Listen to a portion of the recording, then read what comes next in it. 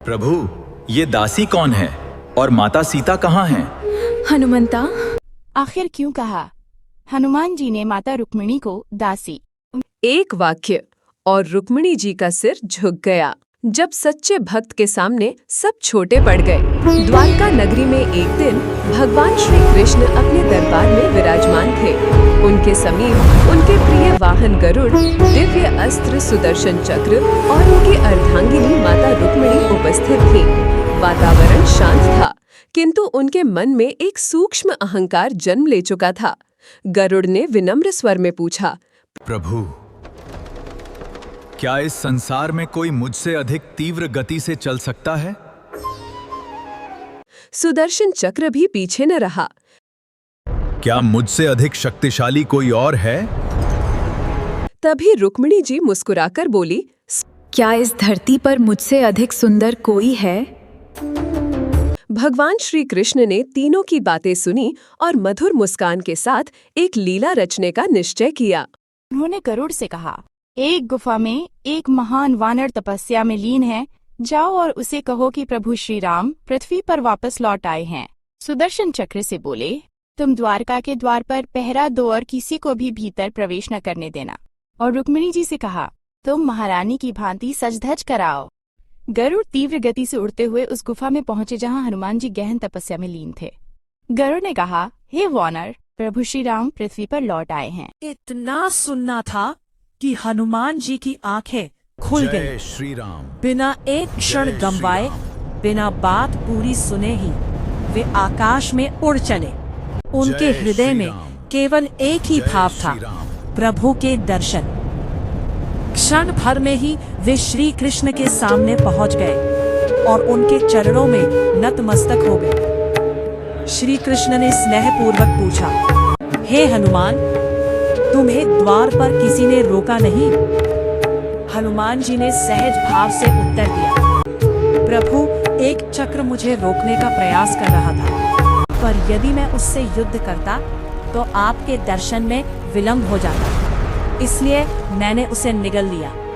तभी गरुड़ भी वहां पहुंच गए और कुछ ही देर में रुक्मिणी जी भी अत्यंत सजी धजी अवस्था में वहां आई। हनुमान जी ने उन्हें देखा और सरलता से पूछ बैठे, प्रभु, ये दासी कौन है और माता सीता कहाँ हैं? हनुमंता, ये सुनते ही रुक्मिणी जी लज्जा से सिर झुका बैठी। गरुड़ और सुदर्शन चक्र भी मौन हो गए। उस क्षण तीनों का अहंकार भंग हो चुका था। भगवान श्री कृष्ण मुस्कुरा रहे थे, क्योंकि उनकी लीला पूर्ण हो चुकी थी। अगर आपको ये कहानी पसंद आई तो लाइक करें, शेयर करें और सब्सक्राइब करना मत भूलना। कर्म का ऐसा फल आपने पहले कभी नहीं देखा होगा। आज का ये कुत्ता कभी करोड़पति था।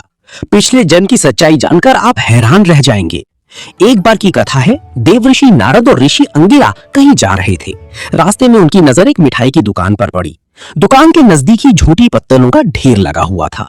उस झूठन को खाने के लिए जैसे ही एक कुत्ता आता है, वैसे ही उस दुकान का मालिक उसको जोर से डंडा मारता है। डंडे की मार खाकर कुत्ता चीखता हुआ वहां से चला जाता है। ये दृश्य देखकर देवऋषि को हंसी आ गई। ऋषि अंगिरा ने उनसे हंसी का कारण पूछा। नारद बोले, हे ऋषिवर, ये दुकान पहले कंजूस व्यक्ति की थी। अपनी जिंदगी में उसने बहुत सारा पैसा इकट्ठा किया और इस जन्म में वो कुत्ता बनकर पैदा हुआ और ये दुकान मालिक उसी का पुत्र है। देखे, जिसके लिए उसने बेशुमार धन इकट्ठा किया, आज उसी के हाथों से उसे झूठा भोजन भी नहीं मिल सका। कर्म फल के इस खेल को देखकर मुझे हंसी आ गई। मनुष्य को अपने शुभ और अशुभ कर्मों का फल जरूर मिलता है, बेशक इसलिए उसे जन्मों जन्मों की यात्रा क्यों न करनी पड़े। मनुष्य को अपने हर कर्म का फल जरूर मिलता है, चाहे उसे जन्मों जन्मों तक क्यों ना भुगतना पड़े। कर्म का हिसाब हर जन्म में चुकाना पड़ता है। आज जो करोगे वही कल बनकर लौटेगा। अगर आप भी कर्म में विश्वास रखते हो तो वीडियो को लाइक और शेयर जरूर करें। ऐसी सच्ची कहानियों के लिए चैनल को सब्सक्राइब। बाल गणेश मिट्टी से शिव को ढूंढ रहे हैं। देखना यह है कि महादेव मिलते हैं या नहीं। अरे ये क्या, बाल गणेश ने तो शिवलिंग बना दिया। सच्ची भक्ति के साथ भगवान को खोजें, क्यों नहीं मिलेंगे? अगर दिल में सच्ची भक्ति हो तो भगवान को आना ही पड़ता है भक्त के पास। बाल गणेश अपने नन्हे नन्हे कदमों से चल के यमुना जा रहे हैं जल भरने। यमुना से अपने छोटे से लटकी में जल भर रहे हैं। ऐसे ही भक्ति वीडियो देखने के लिए मेरे चैनल को लाइक और सब्सक्राइब करें।